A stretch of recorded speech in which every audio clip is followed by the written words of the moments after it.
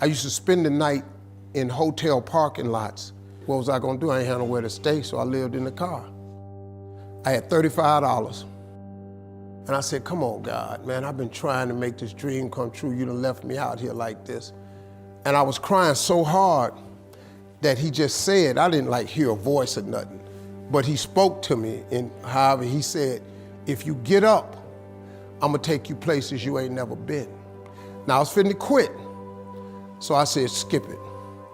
I'm gonna quit anyway. So I got in my car, I went to a payphone, and I was gonna call my dad. You remember back in the day where you could punch in a code and call your answering machine and get your messages?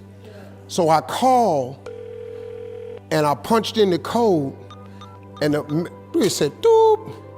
He said, hey Steve, this is Chuck Sutton with Showtime at the Apollo.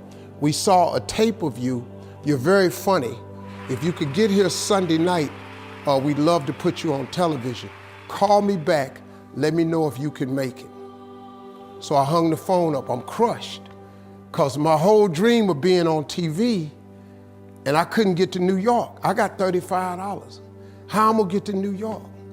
I can't make it. So I'm standing there at the phone booth, and tears just coming down my face. I said, God, so that must be a sign for me to go home. Because this it, I ain't even got the money to go to the Apollo. My whole thing, I wanted to be on TV, I couldn't even make the dream come true. This is the most messed up moment.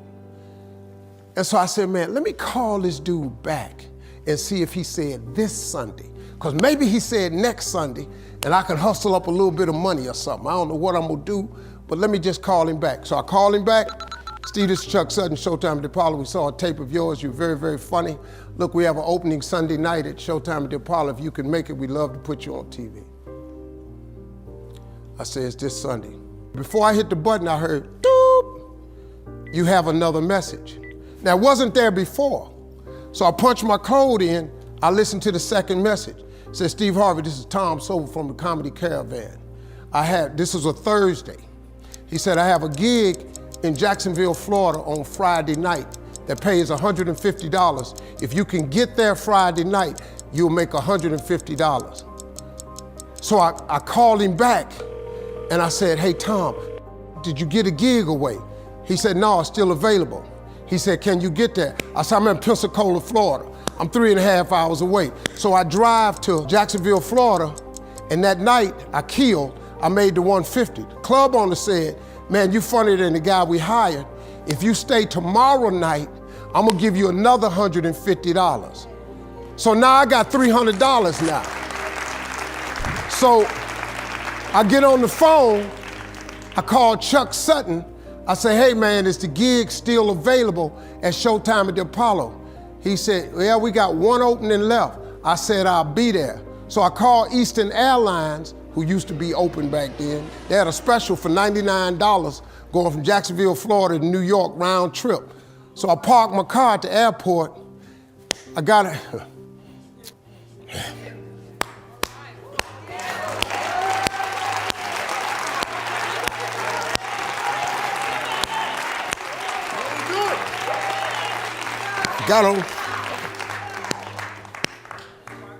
Got on plane, flew. Everything I had was in 2 bags. Got to the Apollo. I said, hey man, I'm here. I got there at 11 o'clock in the morning. He said, you can't stay here because you don't come on to the late show tonight. I said, man, I ain't got nowhere to go. I said, if you just let me stay in this building, man, I ain't gonna move around nothing. I ain't got nowhere to go. I'm in Harlem, I can't go back out here. I got these 2 bags. I got victim wrote all over me, man, so. He said, all right, if you go upstairs, don't come down. So he put me in the dressing room on the 6th floor. So that's where all the comedians was. So I stayed up there. I got hungry around 3 o'clock, and I couldn't take it no more. So I went back downstairs, a dude named Alton Liston.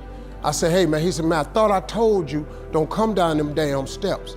I said, hey man, I'm just hungry, man. I said, let me go to that KFC I saw on the corner, just let me get some chicken. I'll come right back.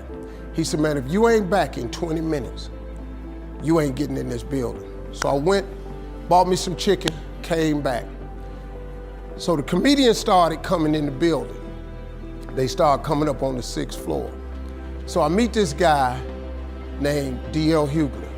I introduced myself, he introduced himself. I'm sitting there, another guy come in named Dwayne Johnson. Then this other dude walked in named Jamie Foxx.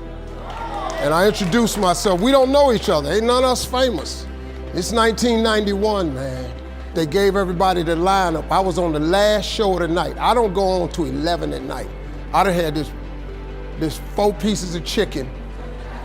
I'm starving, man. That chicken done wore off. I'm nervous, man. I'm about to throw up. D.L. Hughley went downstairs. D.L. Hughley got booed off. Dwayne Johnson got booed off. Jamie Foxx went down there and got booed. They booed Jamie, then Jamie started singing. And then they started clapping. And Jamie had their ass, then he went back to them jokes, and they got his ass. So I'm walking down the steps and I see Jamie sitting on the steps. I said, hey man, hang in there. He said, man, that ain't never happened to me before, man. This is crazy. This Jamie Foxx, man, one of the most talented people in all of comedy. And now, you don't even know how nervous I am, man. I can't even, my breathing is shot because these dudes been booed. So I walk out, I had wrote this joke.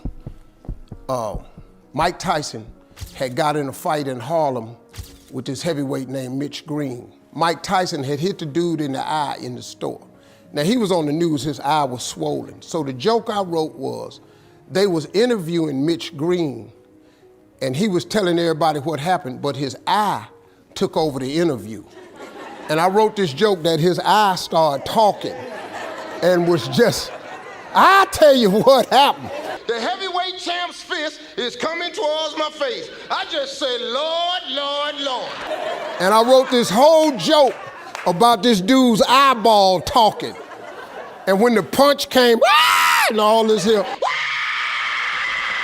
the Apollo, man, they went crazy. They lost their mind. I got a standing ovation, man. I walked off stage, man, just started crying. I couldn't believe it. And they paid me. I made $750 for being on TV for one night. I'd never made $750 telling jokes in one night. And so that was my first television appearance. A couple weeks later, Sinbad was the host of the show. He got this job on Different World. And so he quit. And so Mark Curry became the host. And then Mark Curry got hanging with Mr. Cooper and he quit.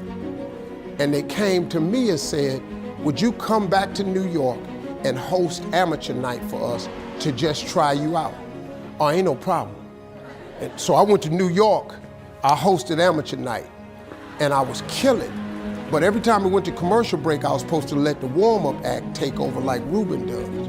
But I knew not to let the warm-up act do that because he would change the attitude of the crowd because the Apollo was a wild place. So I stayed out there. I did the warm-up and the hosting. And I created a bond with that audience. And that's how I got on TV. It was my very first TV show. I hosted Showtime at the Apollo. I ended up being the longest running host in the history of Showtime Apollo. I did that show for 8 years. Nobody ever did it for 8 years. And that was my turn back moment. See, in your life, everybody has a turn back moment. You have a moment where you could go forward or you can give up. But the thing you have to keep in mind before you give up is that if you give up, the guarantee is it will never happen. That's the guarantee of quitting, that it will never happen no way under the sun. The only way the possibility remains that it can happen is if you never give up no matter what. Because God is always coming. He's never too late. At your worst moment, look man, when they told me I had to be in New York, I saw no way I could get there. But that God though, he make the phone ring. I end up in Florida, I make $300.